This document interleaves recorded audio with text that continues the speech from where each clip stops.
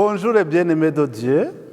Et je suis content de nous retrouver encore une fois pour méditer sur l'évangile de ce samedi 15 janvier 2022. Une nouvelle année commence. Le Seigneur soit avec vous. Évangile de Jésus-Christ selon saint Marc. Alléluia,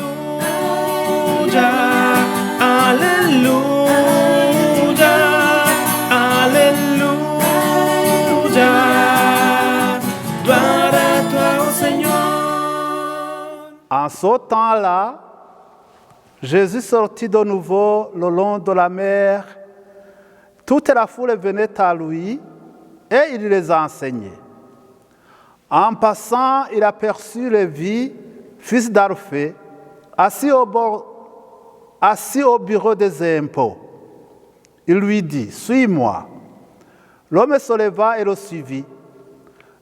Comme Jésus était à table dans la maison de Lévi, beaucoup de publicains, c'est-à-dire les collecteurs d'impôts, et beaucoup de pécheurs vinrent prendre place avec Jésus et ses disciples, car ils étaient nombreux à le suivre. Les scribes du groupe des pharisiens, voyant qu'il mangeait avec les pécheurs et les publicains, disaient à ses disciples, « Comment il mange avec les publicains et les pécheurs ?» Jésus, qui avait entendu, les déclara, « Ce ne sont pas les gens bien portants qui ont besoin du médecin, mais les malades. Je ne suis pas venu appeler les justes, mais les pécheurs. » Acclamons la parole de Dieu. Louange à toi, Seigneur Jésus. Alléluia, Alléluia, Alléluia.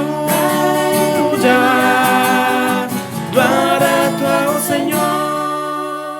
Chers amis, nous sommes en présence d'un texte qui nous parle d'un appel qui a changé complètement une vie. Et dans ce texte d'évangile, Jésus appelle Matthieu à le suivre. C'est le début de la vocation de Matthieu. Matthieu était publicain. Jésus le rencontre sur son lieu de travail. L'appel du Christ est en premier une invitation à le suivre. La notion d'apostolat viendra plus tard. Et Matthieu fera partie de la liste des apôtres choisis par Jésus. Et l'appel de Matthieu fait partie des choix surprenants, car Matthieu était collecteur d'impôts. Et les collecteurs d'impôts étaient haïs de la population qui les accusait d'être les collaborateurs de l'occupant romain.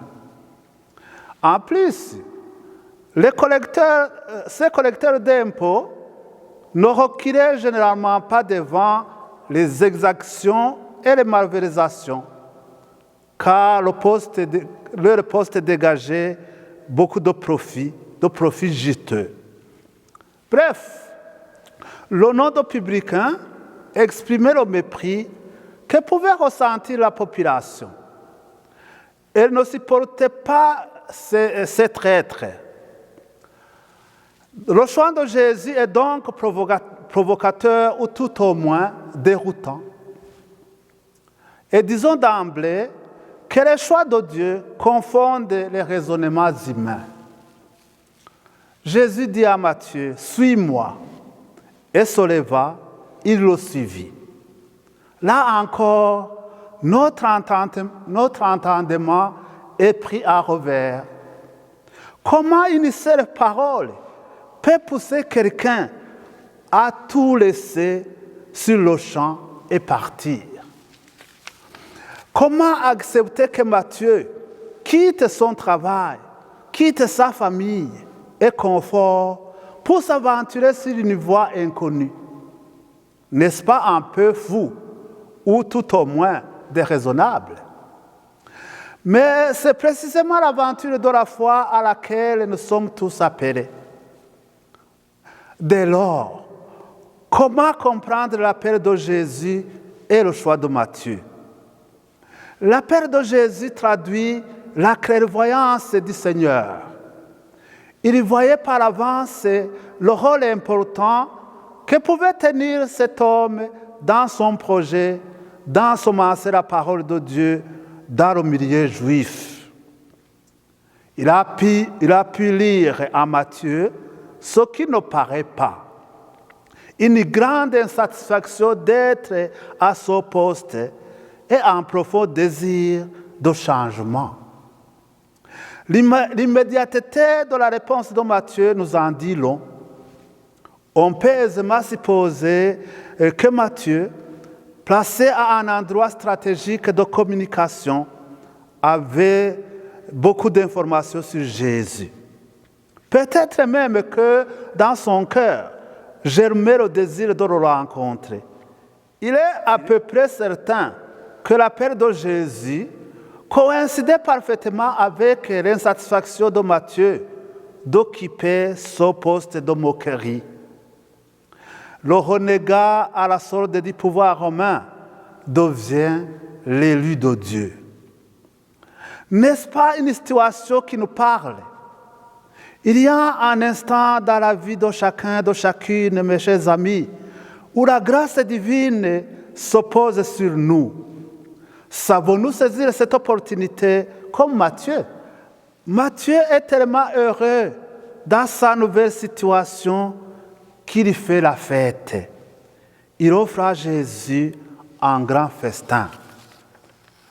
Autant nous avons été surpris par l'appel de Jésus, autant la joie qu'exprime Matthieu est aussi une grande surprise. Et Matthieu pose son premier acte missionnaire en réunissant la grande famille des douaniers, ses anciens collaborateurs. Et si on ajoute la famille et ses amis, ça devrait faire beaucoup de monde. Matthieu aurait pu réagir avec discrétion, mais il choisit de justifier son choix par la joie et le partage. Et le comportement très démonstratif de Matthieu ne pouvait que provoquer des réactions négatives quelque part.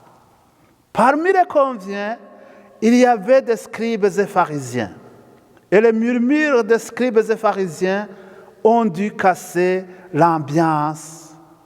Et cet instant a pour effet de nous rappeler que tout engagement spirituel démonstratif nourrit très souvent des réactions vives. Tout témoignage spirituel profond a quelque chose de dérangeant pour ceux et celles qui ne sont pas sur la même longueur d'onde.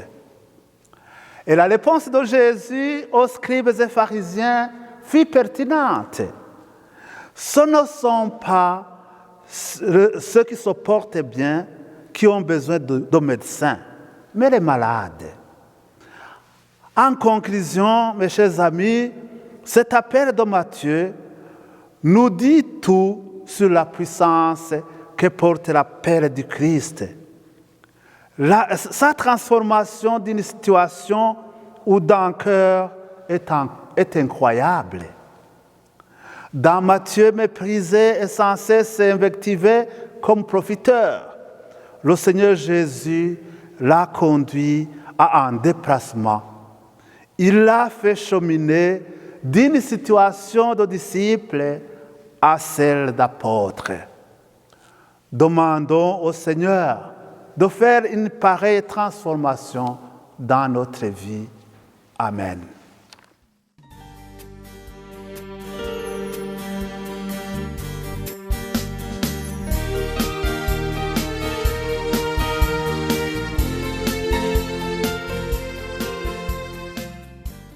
Je vous convie à la protection et à la bénédiction de Dieu et je vous bénis au nom du Père et du Fils et du Saint-Esprit. Amen. Au revoir, à la prochaine.